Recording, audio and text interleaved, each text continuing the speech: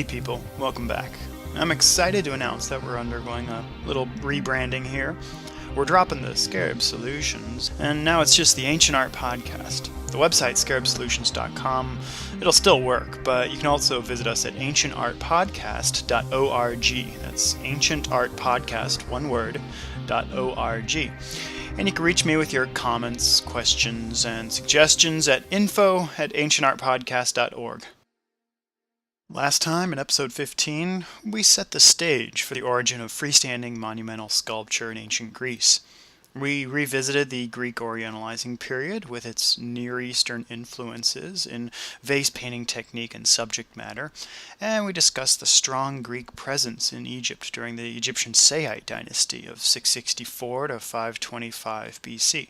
In this new cultural melting pot of Egypt, archaeological evidence points to an Egyptian influence on the sacred art and ritual practice of ancient Greece. Greeks are visiting Egyptian temples, gazing in awe at the centuries-old monumental sacred structures, while giving gifts to the gods of Egyptian votive statuary inscribed with Greek prayers. And Greek votive statuary, in turn, starts to bear a resemblance to common Egyptian types, like this figure of a seated woman nursing a child, which may have been influenced by the popular figure type of Isis nursing the child Horus. Diminutive votive figurines are one thing, but the big development that we're interested in here is the advent of monumental freestanding Greek sculpture sometime in the 7th century BC. That's right, sometime. We don't know exactly when the Greeks began creating sculpture, but we do know that after the collapse of the Bronze Age Minoan and Mycenaean civilizations, there was a long period of time when the most elaborate figural works produced by the Greeks were small figurines and relief carvings of stone, terracotta, and bronze. The advent of monumental sculpture in the 7th century was a huge development. And by monumental, I just mean big and made of something durable like stone or metal. What's really remarkable is the style of the earliest known Greek sculptures. Here we have one of the earliest and most intact Greek statues of the Kouros type. Kouros is simply the Greek word for boy. This Kouros, carved from a single block of marble, is dated to about 590 to 580 BC. It's at the Metropolitan Museum of Art in New York, and its unofficial name in the scholarly arena is, wait for it, the Metropolitan Kouros. Genius. He's large as life, about 6'4" or 1.946 meters tall. I guess maybe larger than life for most ancient Greeks. But look at the pose. All early Kouroi appear in a nearly identical pose. Broad, straight shoulders, arms straight down at his sides, and a strong frontal stare. He has a tall vertical posture, and his left leg is stepping forward a bit.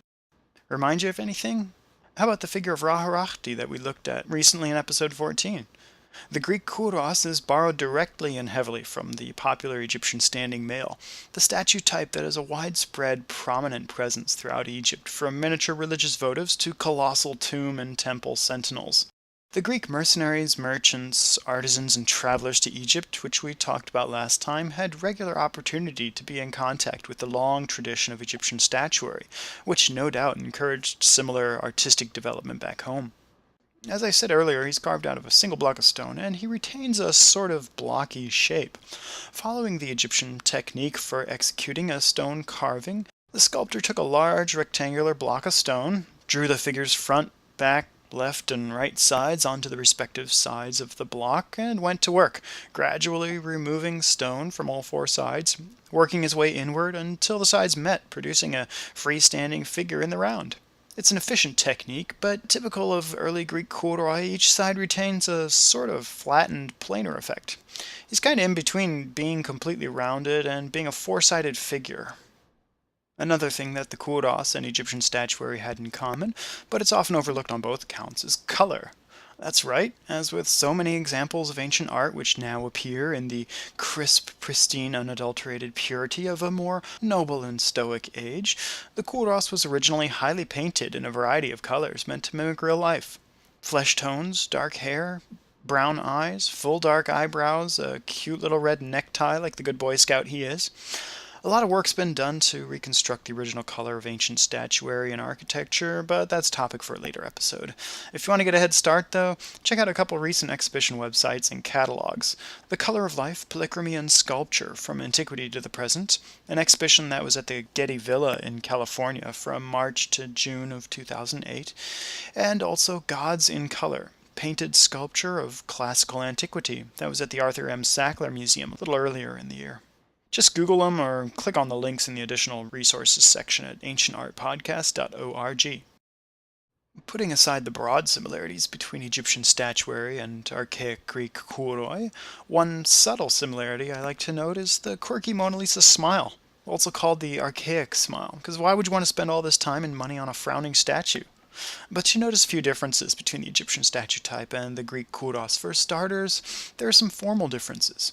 In addition to replacing the Egyptian wig with those lovely cascading curly Greek locks, the Kouros figure is clearly in the nude. For the most part, Egyptian statuary of the standing type are somewhat clothed, at least a kilt, please. Sure, there are some nude examples from Egypt, but those are rare and generally not plastered all over the place. So why is the Kouros represented in the nude? Here's another prime example of the Greeks adopting a foreign concept and immediately adapting it to suit their own needs. The nudity of the Kouros is directly related to its function. The Greeks didn't have the ancient tradition of mighty pharaoh to venerate in all of his three-story glory, but two other functions of statuary from Egypt could easily be adapted to Greece. That is, as monumental temple dedications and as grave markers. Tombstones. Greece already had a long tradition of honoring the dead with elaborate ceramic memorials.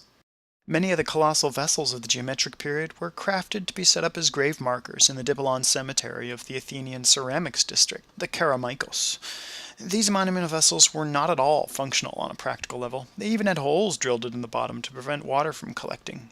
Wealthy Athenian families during the 7th century BC erected lavish displays of conspicuous wealth in honor of their deceased family members, so much so that the famous Athenian statesman Solon actually passed legislation restricting the expense on private funerals. But with the advent of sculpture in Greece, it's not unreasonable to understand a fashionable movement towards decorating graves with this trendy new art form. As grave markers, the Kouros type generally decorated the graves of fallen youths, young men lost before their prime. Maybe heroic youths fallen on the battlefield, or so the symbolism suggests. The nude form of the Kouros casts the fallen youth in the light of the heroic warrior. Heroic warriors like Achilles, Odysseus, and Hercules are generally depicted fighting in the nude. Yes, of course, Greek warriors of history fought heavily armored, complete with breastplate, greaves, helmet, and shield, but in myth, the hero would fight in the nude. So here the individual commemorated by the Kouros is elevated to heroic status. But there's a second idea at work here. The nude form of the Kouros might also remind us of a youth participating in athletics, which the Greeks did indeed do in the nude. So here we have a fallen youth commemorated as the proud athlete participating in perhaps what his family believes he ought to have been doing back home in the safety of the Athenian gymnasium, rather than marching off to far-off lands only to die on the battlefield. It's an interesting tug in two directions, a dual interpretation, which, hey, maybe I'm just making this all up, but the hero and the athlete are two of the most popular subjects for the human male form from throughout the history of Greek sculpture. If you want to read a meticulous examination of the Metropolitan Kouros, check out the authoritative article by Gisela Richter and Irma Richter, The Archaic Apollo in the Metropolitan Museum, published in the Metropolitan Museum Studies, Volume 5, Number 1, from August 1934. Like fine Scotch, some articles keep well with age. Notice Apollo in that article title, and I was using air quotes there. That's because back in the early part of the 20th century, kouroi were generally referred to as Apollo figures, a term which has since been dismissed. So, with the Kouros, ancient Greece begins a spectacular journey, exploring the possibilities of sculpture, opening the floodgates for a revolution that would define the artistic heritage of Western civilization. And that, friends, is a story for another day.